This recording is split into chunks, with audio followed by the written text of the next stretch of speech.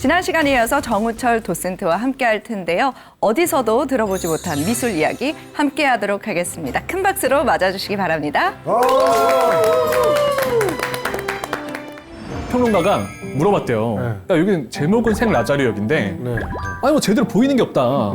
내가 그리는 건 과거의 그런 주제가 아니라 우리가 살아 숨쉬는 빛과 공기다. 저 여성 누굴까요? 가운데 있는 여성. 부인. 부인 맞아요. 까미유입니다. 잘 보시면요. 약간 로맨틱한 포인트가 있어요. 중간에 있는 사람만 사랑했거든요. 너무 사랑해서 멀리 있어도 표정이 보였대요. 양쪽에 있는 여성은 까미유가 아니에요. 까미유 아니에요? 아니에요. 자, 그럼 여기서 문제가 생겨요. 네. 왜 까미유가 등장하지 않을까? 갑자기 모네는요, 인상주의 전시에 참여를 안 해요. 그리고 개인전만 자꾸 열어요. 그림이 팔리기 시작했더니 마치 돈에 환장한 사람처럼 그림만 파는 거예요. 처음엔 몰랐죠. 사연이 있었어요.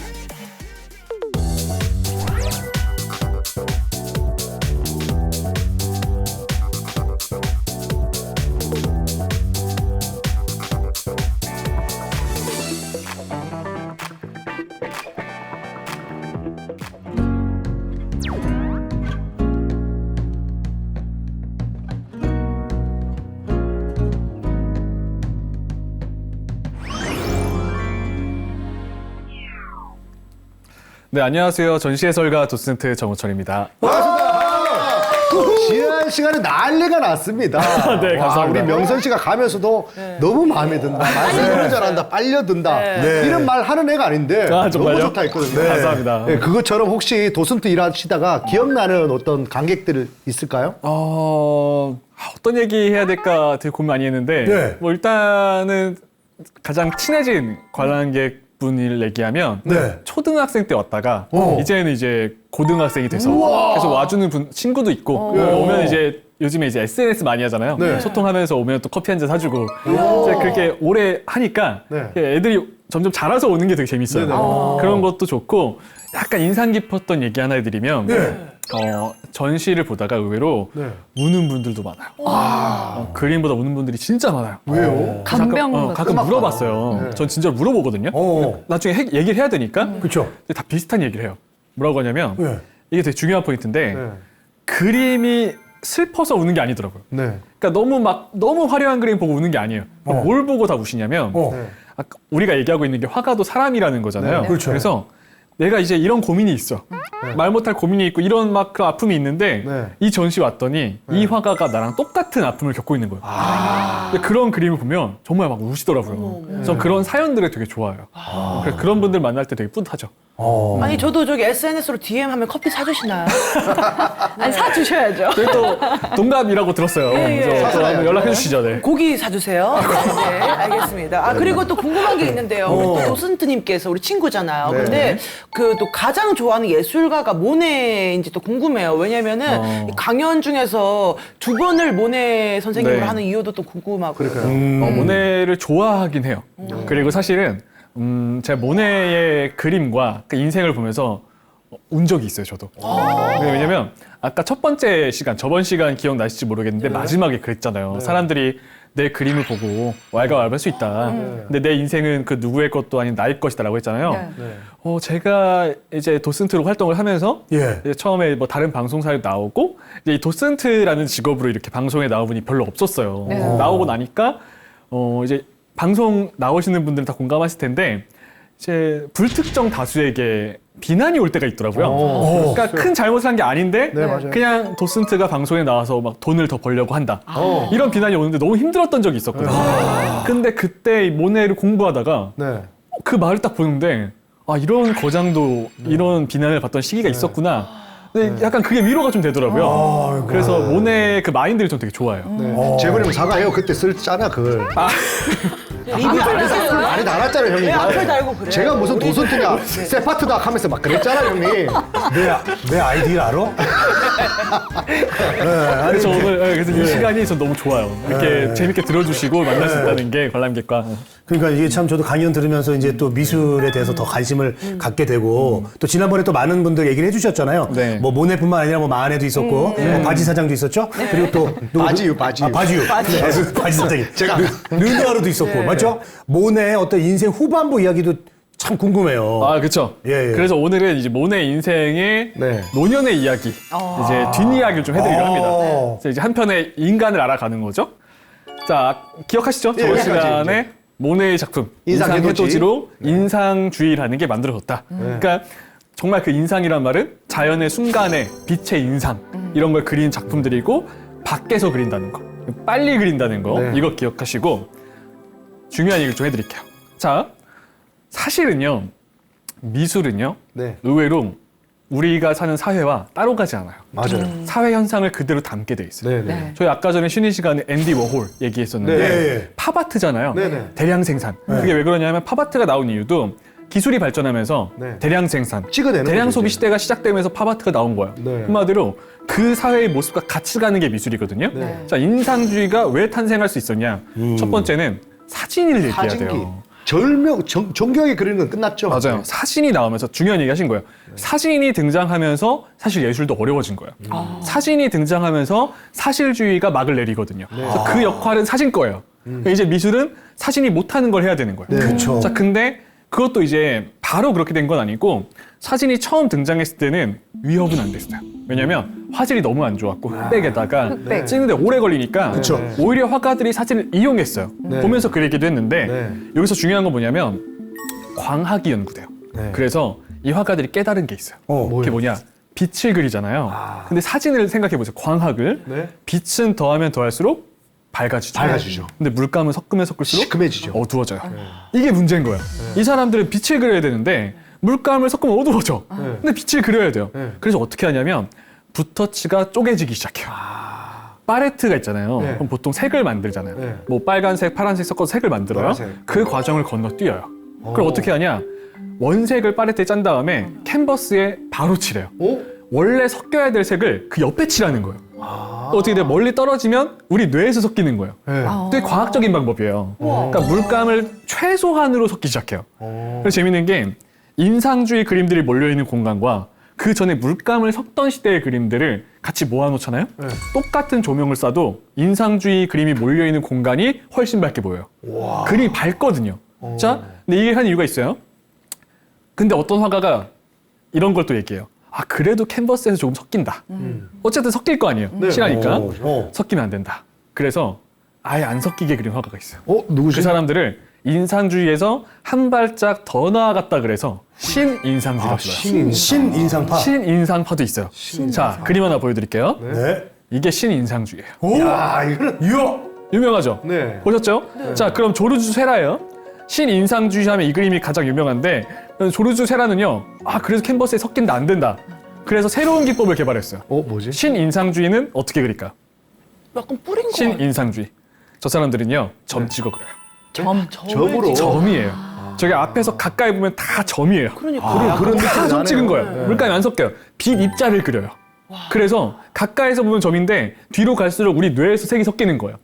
그래서 색으로 보이는 거예요. 그리고 사람 모양도 좀 달라 보여. 맞아요. 그러니까 약간 목각 인형 같아요. 좀 뭔가 좀. 그게 왜냐면 점을 찍어서 표현이 안 찍어서. 되는 거예요. 네. 자, 그리고 또 하나 중요한 게 그래서 신인상주의 작가들은요. 작품을 많이 못 남겼어요. 이 작품 그리는데 얼마나 걸렸을 것 같으세요? 한 몇 년 걸릴 것 같아요. 2년 걸렸어요.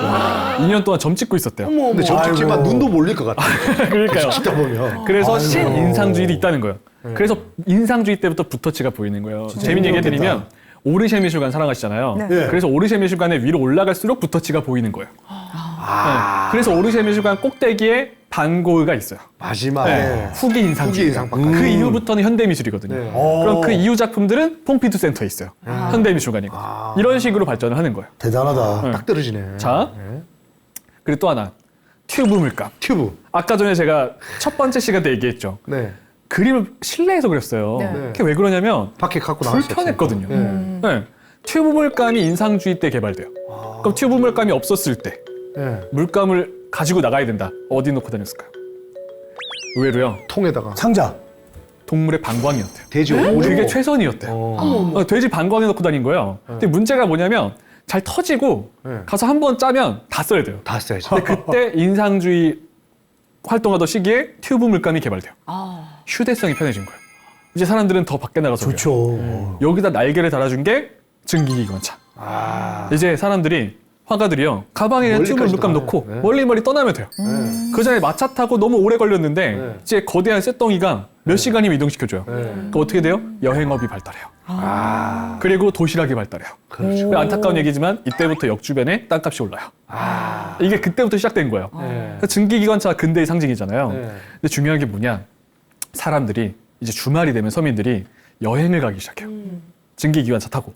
또 여행업이 발달하니까 정말 많은 사람들이 아름다운 풍경을 직접 보기 시작하면서 깨달아요. 직접 보니까 얘네가 맞다. 인상. 눈이 변하기 시작해요. 네. 천천히 진행되고 있었던 거예요. 네. 한마디로 인상주의자들은요 앞서 나갔던 거예요. 시대를 보면서. 그래서 인상주의 화가들이요 의외로 많이 봤던 게 신문이었대요. 머리 되게 좋았어요. 자, 그래서 당시 인상주의 화가들이 자주 모이던 곳이 역 근처였어요. 여기가 젊은 화가들의 성지였어요. 네. 생 라자리요. 근데 그림 보세요. 잘 보면 다 뿌예요. 네. 그러니까 초점이 맞는 게 없어. 네. 그랬더니 보수적인 한 평론가가 물어봤대요. 그러니까 여기는 제목은 생 라자리역인데 네. 사람이 또렷하지도 않고 네. 기차가 또렷하지도 않고 맞아요. 아니 뭐 제대로 보이는 게 없다. 네. 너 뭘 그린 거냐? 근데 모네가 말도 잘해요.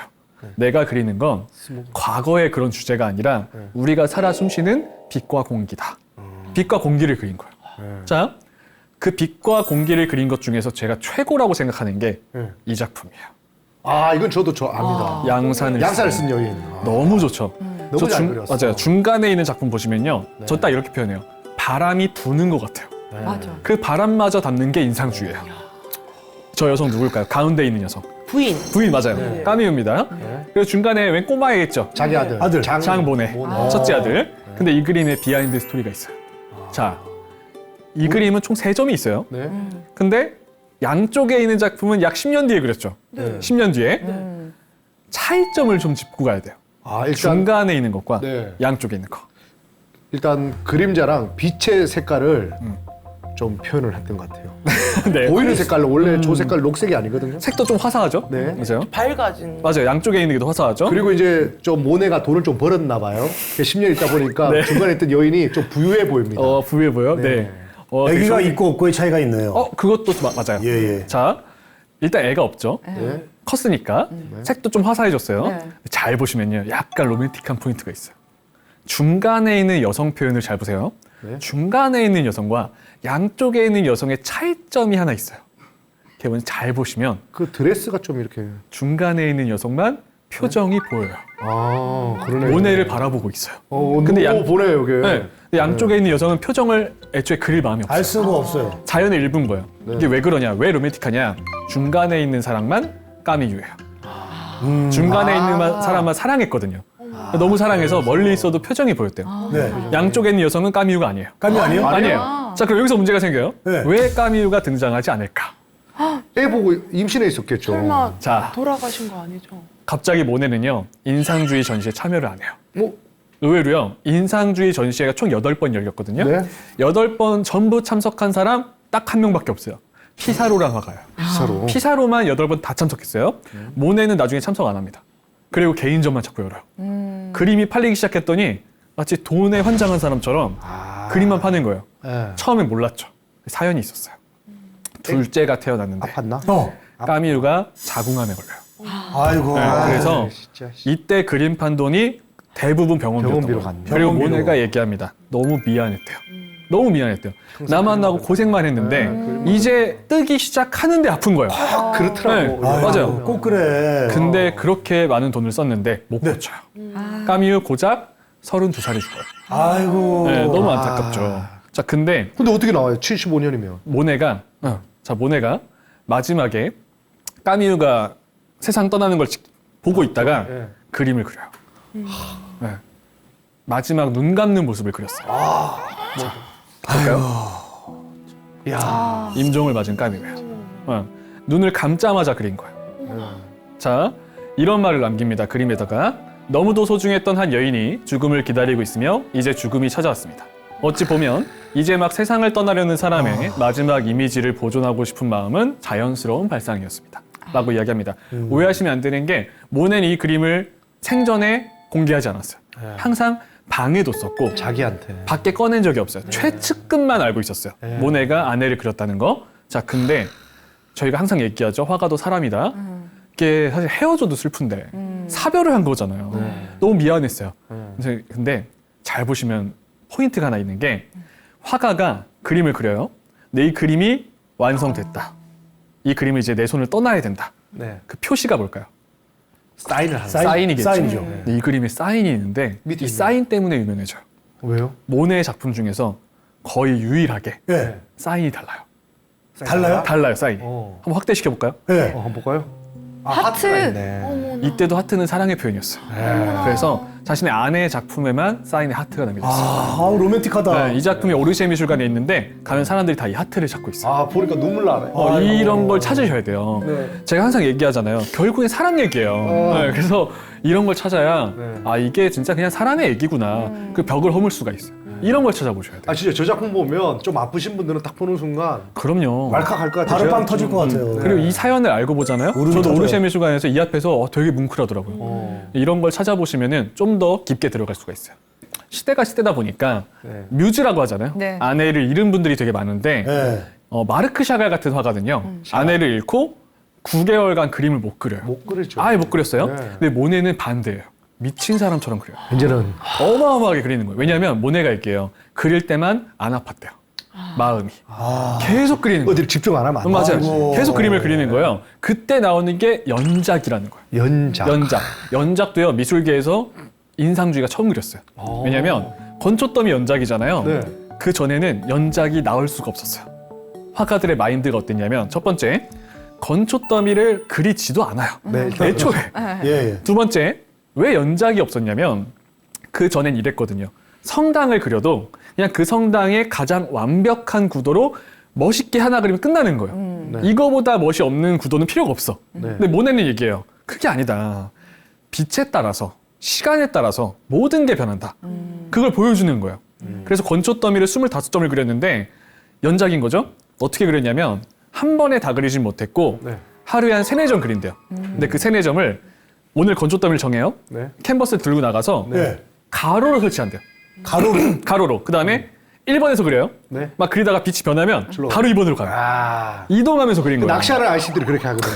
여기저기 낚싯대 맞아요, 놔두고 맞아요. 흘릴 때마다 네, 네, 네. 움직이거든요. 아니, 이게 방송국으로 치면 1번 카메라, 2번 카메라, 3번 그렇죠. 카메라. 그럴 수 있죠. 맞아요. 그런 느낌이죠. 근데 그렇잖아요. 우리도 막 아침 9시에 본 풍경과 12시에 본 풍경 색이 다르거든요. 다르죠. 자, 근데 여기서 중요한 거. 예. 이 건초더미 중에서 이걸 주목하셔야 돼요. 오! 아, 이게 해가. 이 건초더미는 이렇게 얘기할 수 있어요. 이야. 세상에서 가장 비싼 건초더미가 됐어요. 아, 그렇겠다. 해가 그리고 있어요. 세상에서 가장 유명한 건초더미가 됐어요. 해가 뜨는 거예요, 지는 거예요, 근데. 자, 그거에 대한 설명은 아예 없어요. 없어. 그냥 연작이에요. 뭔가 뒤에 빛이 있어요. 근데 25점 중에 가장 유명해요. 그럴 것 같아. 자, 왜냐? 몇 해 전에 이 그림이 경매에 나왔어요. 이 그림이. 모네 작품 중에서 네. 최고가를 찍었어요. 얼마입니까? 자, 근데 그 이야기 해드릴 거예요. 네. 중요한 거. 예. 이런 질문 해볼게요. 궁금하실 거예요. 네. 유독 비싼 그림이 있어요. 그러니까 이 사람이 유명해도 유명한데도 유독 비싼 게 있어요. 네, 맞아요. 자, 비싸지는 몇 가지 포인트를 짚어드리면 네. 완성도. 완전 실제로 완성도. 화가도 슬럼프에 빠집니다.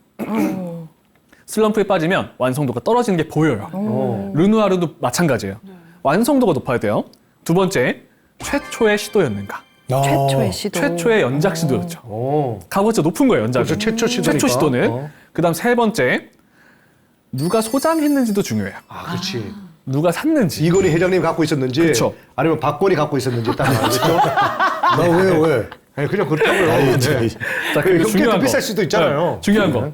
후대에 등장하는 예술 사조에 네. 영향을 줘야 돼요. 아, 그러면 그 그림은 전설이 돼요.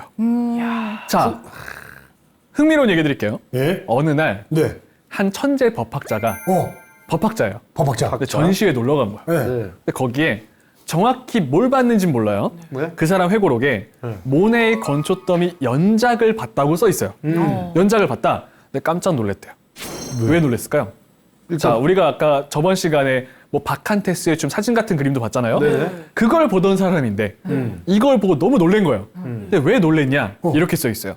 태어나서 처음으로 그림을 보는데 뭘 그렸는지 못 알아봤대요. 아, 이게 뭔지 모르겠다는 거예요. 모르겠다고? 카탈로그를 봤더니 건초더미인 거예요. 네. 너무 놀랬대요. 이게 그 사람한테 충격이었던 거예요. 못 알아보는 걸 처음 겪었으니까. 이 사람이 천재였거든요. 그걸 깨달아요. 지금 미술계에 큰 변화가 일어나고 있다.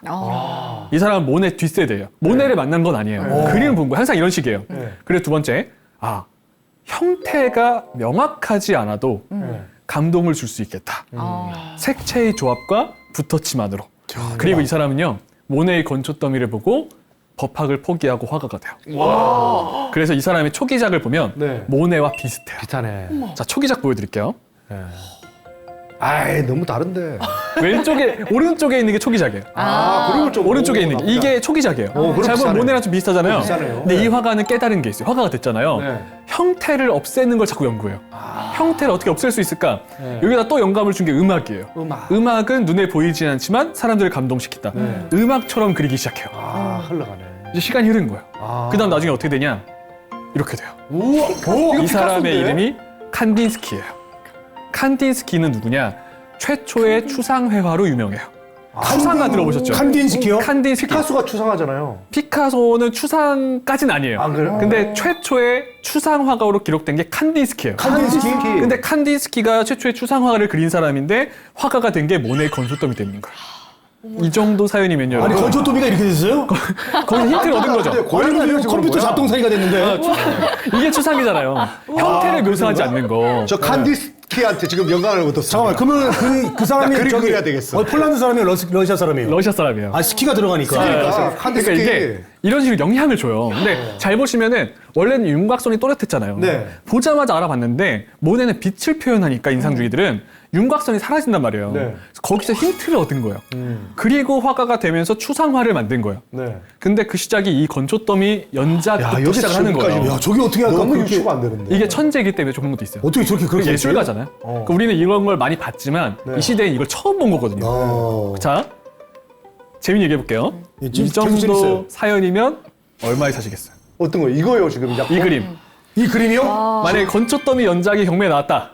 저 그럼 300만 원 걸겠습니다. 300만 원이요? 왜냐면 저 전재산이 지금 300만 원밖에 없으니까. 저 전재산을 걸었어요. 저는 100억. 100억 있어? 100억. 100억이 있어요? 100억? 아니, 그러니까 아니, 그거 뭐 같이 그냥 뭐. 뭐 그냥 같이만 말하면 되는 거예요? 같이 그냥 얼마 전 우리 보고 이게 사는 게 실제로 아니고. 거래가 됐거든요. 그러니까 한 100억 정도 거래됐을 것 같아. 100억. 에이, 형, 억 단위일 것 같아요. 1조 이상입니다. 1조. 저는 억 단위, 1억 단위? 이상. 뭐. 자, 천만 원. 아니, 1000억. 비슷했어요. 천억. 이 그림은 1318억에 팔렸어요. 한 점에. 네. 그걸 저걸 누가 샀어요, 저렇게? 샀죠. 근데 보통 왕족이 많이 사죠. 네. 그래서 이것도 팔렸어요. 이거는 정확히 누가 사는지는 모르겠지만 말하네요. 사실 공개되는 거 좀 꺼려하거든요. 근데 이 금액에 거래가 돼서 현재까지는 거래된 것 중에 모네 작품 중에 최고가예요. 야, 대단하다. 이런 걸 보셔야 돼요. 딴 거는 거래가 안 된 거예요, 그러면? 거래 계속 되고 있죠. 되고 있어요? 되고 있는데 있죠. 지금도 많이 팔려요. 근데 최고가가 지금 이건 거죠. 그래서 뭐냐면 기증을 하잖아요. 네. 기증이 되게 중요해요. 기증? 을 해버리면 네. 미술관 소장이 돼요. 그러면 경매에 안 나와요. 경매에 나올 수가 없는 거죠. 소장이 개인 되면. 소장한 것들이 경매에 나오는 거예요. 이게 중요한 게 뭐냐면 만약에 진짜 빈센트 반 고흐의 별이 빛나는 밤이 네. 경매에 나와버리면 네. 사거든요. 부자들이. 사겠죠. 저도 사고 산단 싶은데. 말이에요. 그러면 우리는 못 봐요.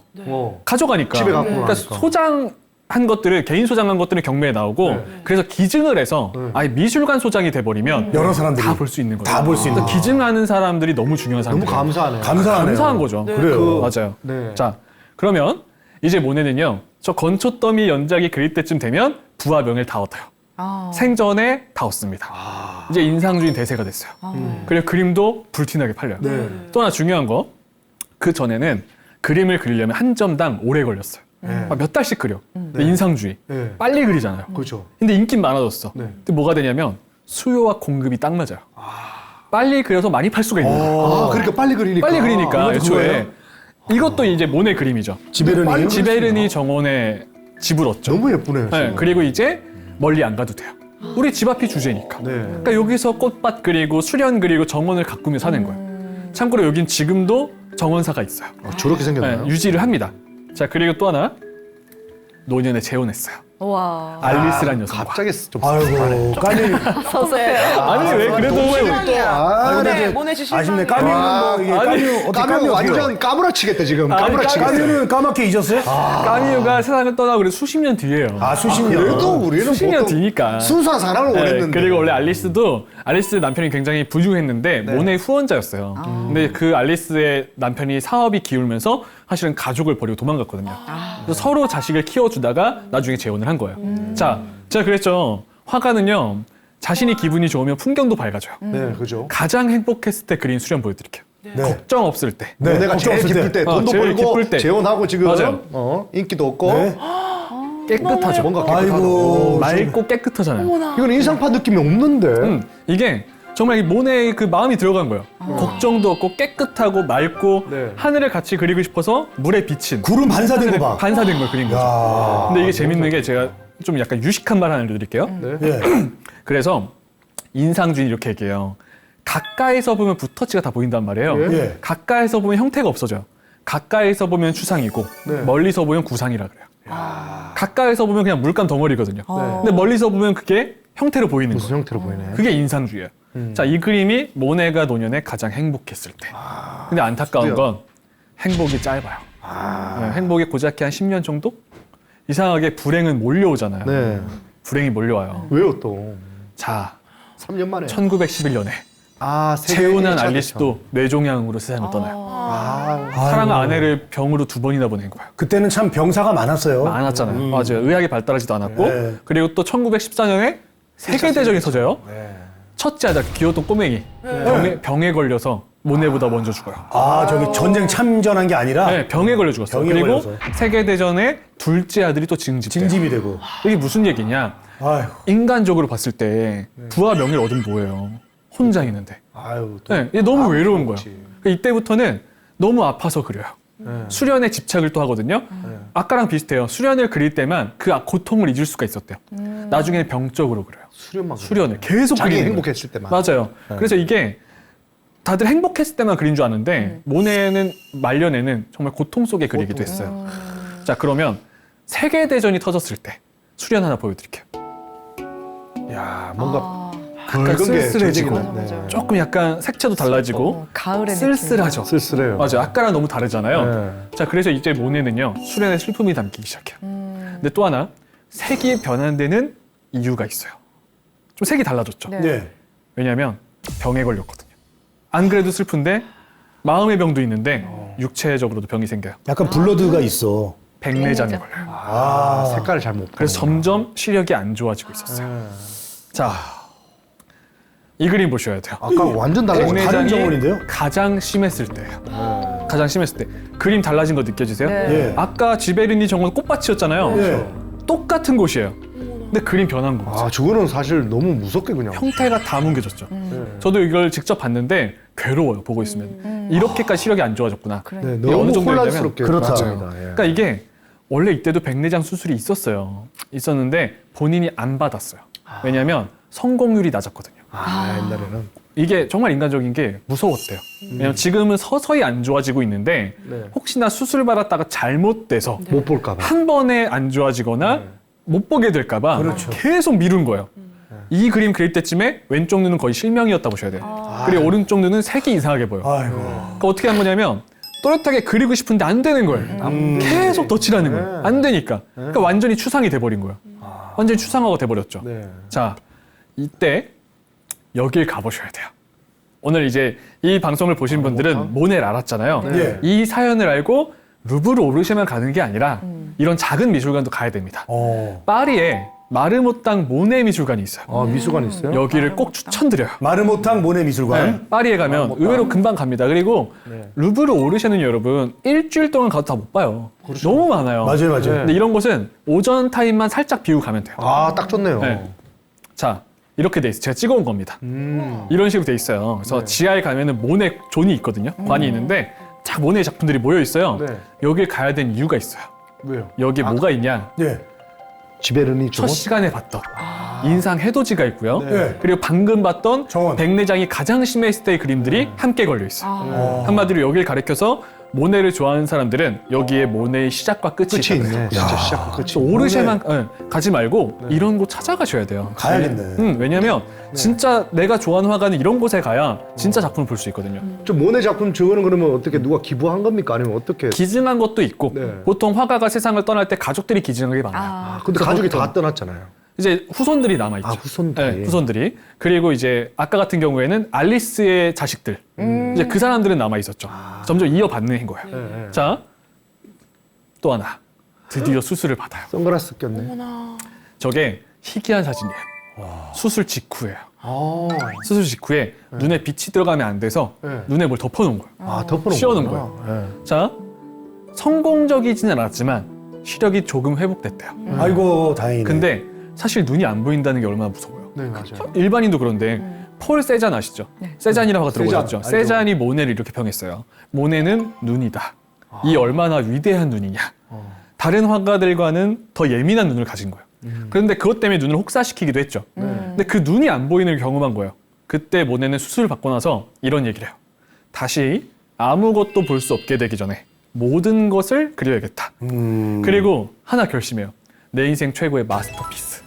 최고의 작품을 하나 하나 그리겠다. 만들겠다. 걸작을 화가들은 이제 다 마스터피스가 있어요. 어. 그리고 이런 마스터피스는 보통 오르쉐, 루브르 이런 곳에 없어요. 어디 있어요? 단독에 따로 해놓는 경우가 되게 많아요. 자, 그리고 이쯤 되면 모네는 이미 거장이잖아요. 네. 인상주의 대장이었고 리더였고 친구들이 설득을 해요. 프랑스 정부를. 모네가 마지막으로 그리는 작품은 모두가 볼 수 있게 해야 된다. 그리고 모네도 이제 세계대전이 끝났단 말이에요. 네. 그 희생자들을 기리면서 자신의 최고의 작품을 기증하기로 해요. 그리고 그걸 그려요. 자, 그때 마지막에 그린 수련이 이런 식이에요. 1926년작이죠? 26년 12월에 죽습니다. 제가 너무 기대를 많이 했나요? 잘 보세요. 근데 아직은 기대하시면 안 돼요. 이거는 어떻게 걸려 있는지를 보셔야 돼요. 오. 이렇게 보면 감도 안 와요. 네.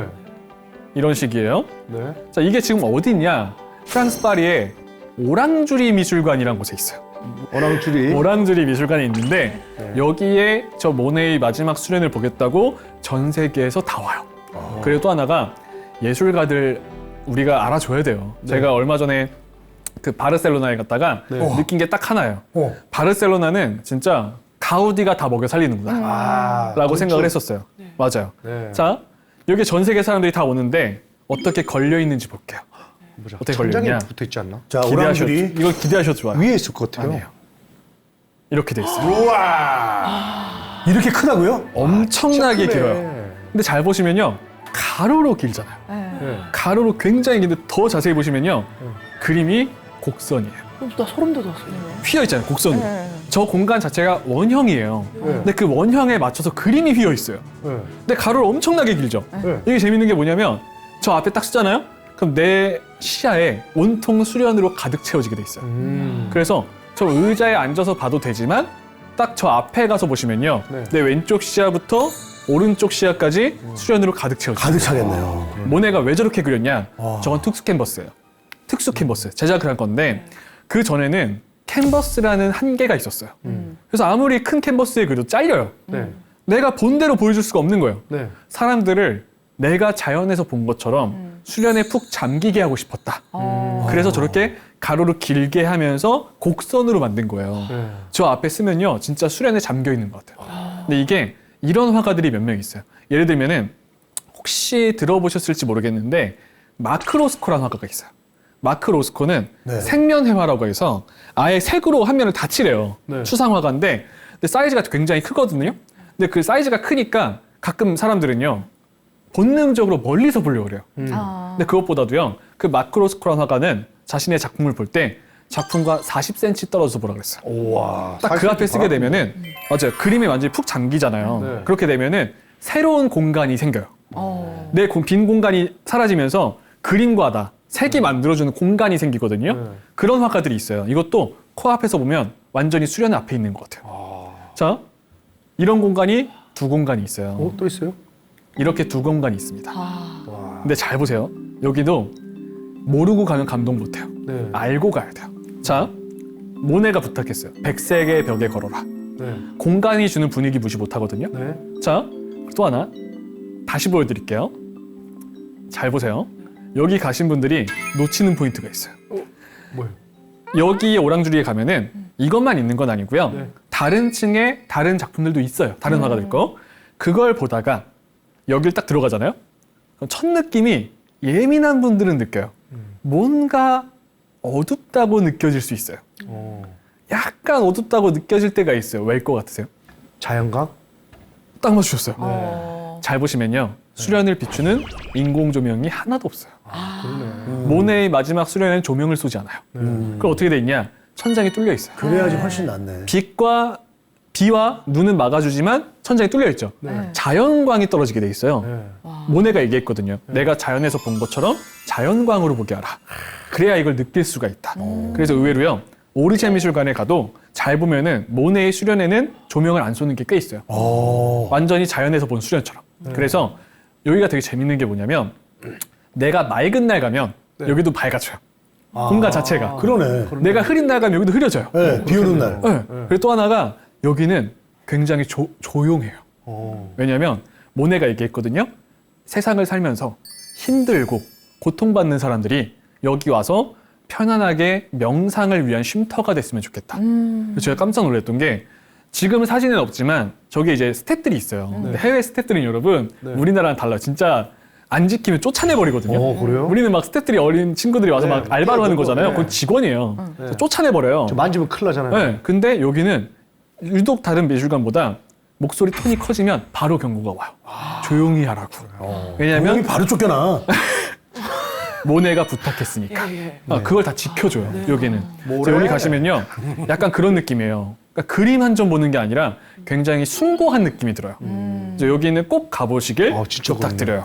와, 네. 듣고 나니까 진짜 보이네요. 네, 여기는 꼭 가봐야 됩니다. 그래서 전쟁이 그걸 끝나고 설명해드렸고. 어떤 고요함을. 맞아요. 그래서 이게 정말 저도 가봤는데 딱 그 느낌더라고요. 저 의자에 한 시간 정도 앉아 있었거든요. 왜냐면 강연을 해야 되니까 그걸 느끼겠다고. 네.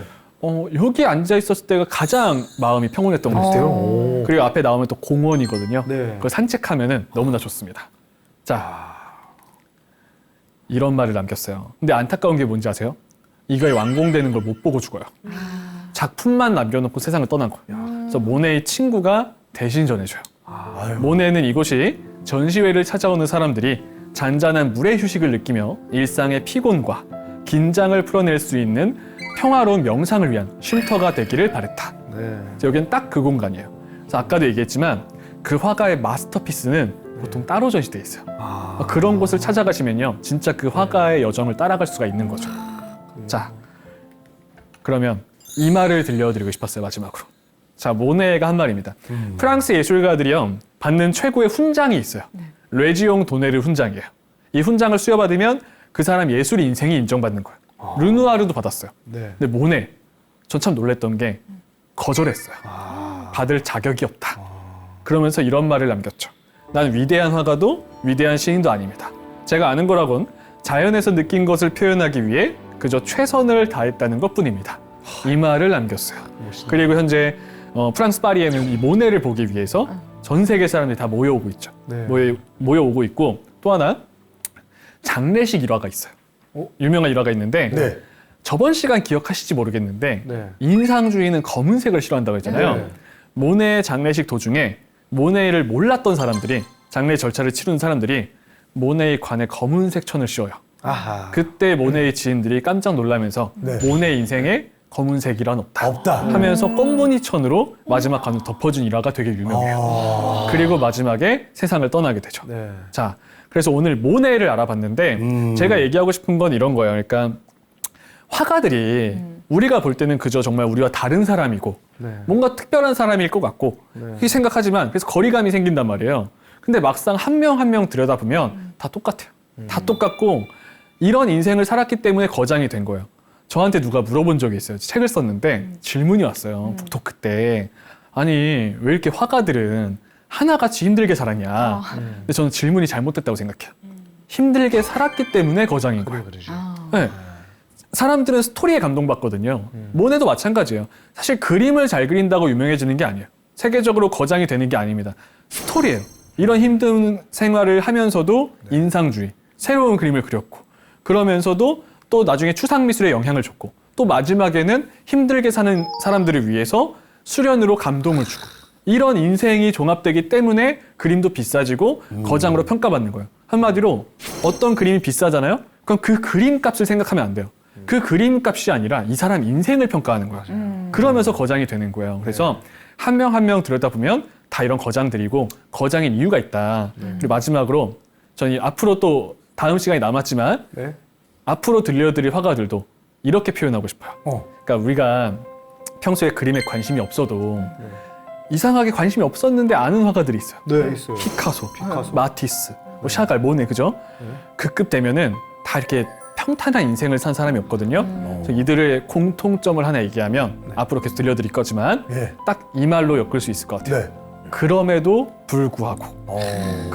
불구하고 자신의 신념을 완성시킨 게 화가들입니다. 그런 사람들이 거장이고 그래서 이렇게 2시간을 걸쳐서 모네 이야기 해드렸는데 다음 시간에도 또 재밌는 화가 이야기가 준비되어 있거든요. 다음 시간에 또 새로운 화가 이야기로 뵙겠습니다. 감사합니다.